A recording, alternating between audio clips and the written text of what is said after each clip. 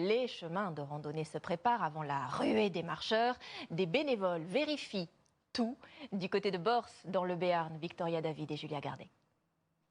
Et la balise, elle est où là? Tu l'as pas plantée derrière le poteau? Il faut d'abord trouver les balises pour pouvoir les repeindre. Objectif du jour pour ces randonneurs aguerris, rafraîchir le balisage d'un sentier mythique. C'est le GR10 ici.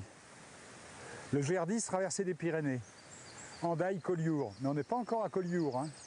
Nous sommes en fait au cœur de la vallée d'Aspe, dans les Pyrénées béarnaises. Après de longs mois d'hiver et quelques semaines de retard dû au confinement, ces bénévoles doivent préparer le terrain avant le début de la saison. Les visiteurs devraient être de retour dès ce week-end. On doit réviser toutes les balises. Une balise, c'est ça, c'est le signe du GR, blanc et rouge. Alors le blanc dessus, le rouge dessous. Ça indique que le chemin, ils sont bien sur le chemin et que le chemin il continue tout droit. A l'inverse, une croix signale aux randonneurs qu'ils quittent le sentier. Sur le GR10, ils trouveront une balise tous les 200 mètres.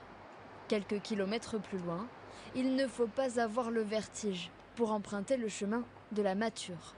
Si tu ne mets pas le pied où il faut, on est mal. Un sentier taillé dans la roche au XVIIIe siècle, au-dessus des gorges d'Enfer, 200 mètres plus bas. Le chemin de la Mature a été fait pour descendre des mâts pour la marine française. Depuis, ça sert pour randonner et pour les centaines de randonneurs qui passent tous les ans, dans un sens ou dans un autre. Les marcheurs devraient être nombreux dans les prochaines semaines.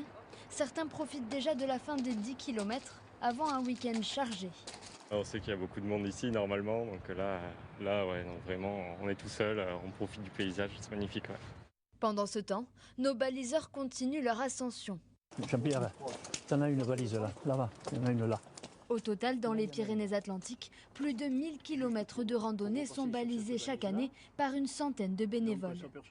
Ça sent les beaux jours arrivés, ça sent les belles randonnées qui se préparent et puis on a le plaisir de rendre service parce qu'il y a des gens qui randonnent et qui ne suivent que les balises. Même s'ils ont des GPS, des cartes, des boussoles, à un moment la balise elle est rassurante, quoi. On sait qu'elle est là et qu'on est sur le bon chemin. La campagne de balisage est loin d'être terminée. Les randonneurs et leurs pinceaux vont arpenter la montagne jusqu'à la fin du mois de juin. Je vous propose maintenant de retomber en enfance. Dimanche matin.